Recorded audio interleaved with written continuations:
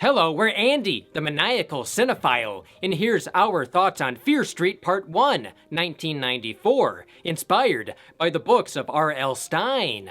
He's Stephen King, but for kids. Streamer beware! You're in for a scare.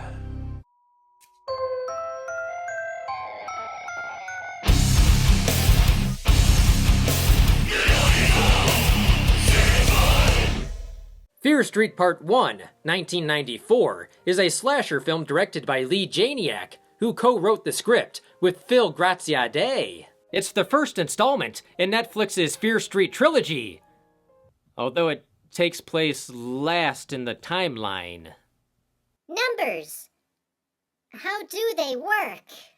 Two sequels, titled Fear Street Part 2, 1978, and Part 3, 1666, are scheduled to stream on July 9th and 16th.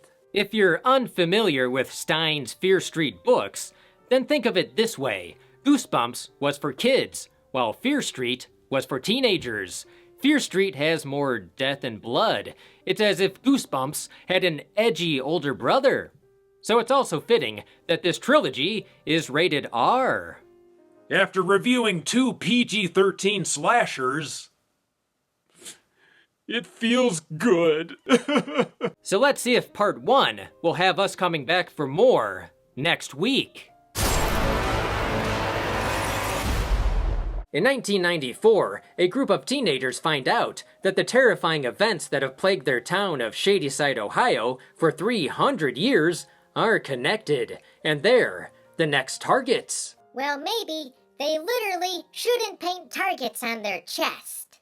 The opening scene immediately sets the tone under those neon lights. The first half is heavily inspired by 90s slashers like Scream. The skull mask killer looks similar to Ghostface.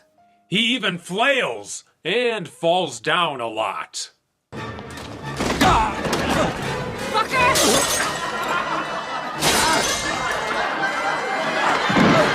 I was fearing this movie was just gonna be a Scream copycat, but the plot kept unfolding, and there are plenty of twists and turns. There's 300 years of backstory here, and Part 1 is just the tip of the iceberg. Hopefully, the other movies don't sink, like the Titanic. Ass up. Our main characters include Dina, who isn't doing well since breaking up with Sam, who moved to the nicer Sunnyvale. No spoilers, but I liked how the movie plays with the audience's assumptions about their relationship. Next is Dina's geeky brother Josh, who spends all his time on AOL discussing Shadyside's, dark side. There's also their friends, the cheerleader Kate and goofball Simon, who sells drugs at the school. These characters aren't the usual stereotypes. They're really likable and have great chemistry together. They must have had the same chemistry teacher.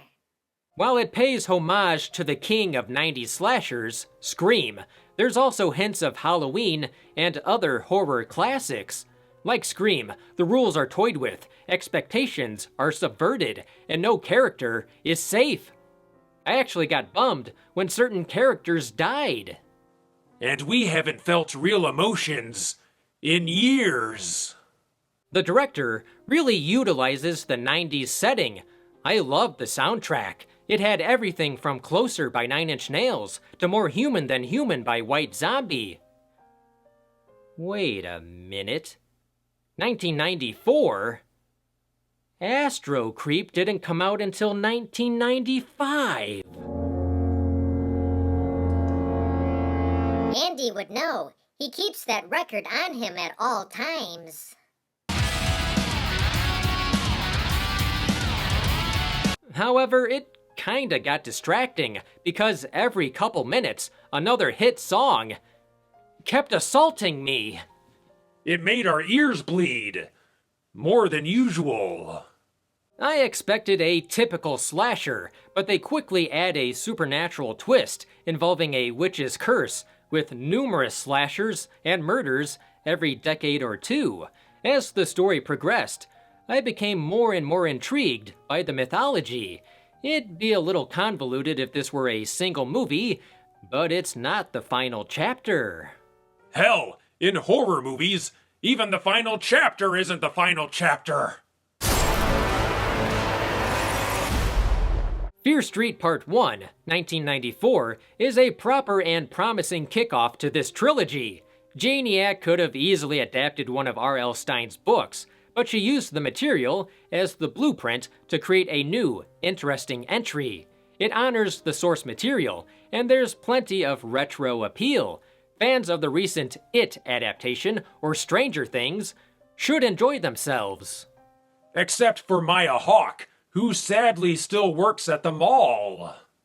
Part 1 was surprisingly well crafted and offered plenty of chills and thrills. At times, it felt like some info was missing, but this isn't the full story.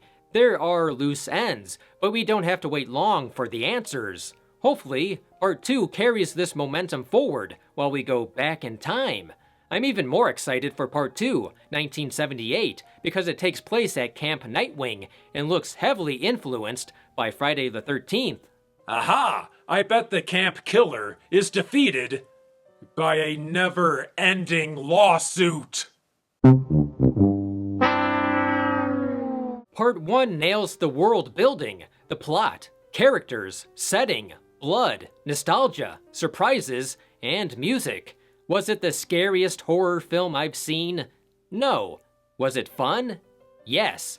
I'd recommend it, and I'm looking forward to going to camp next week.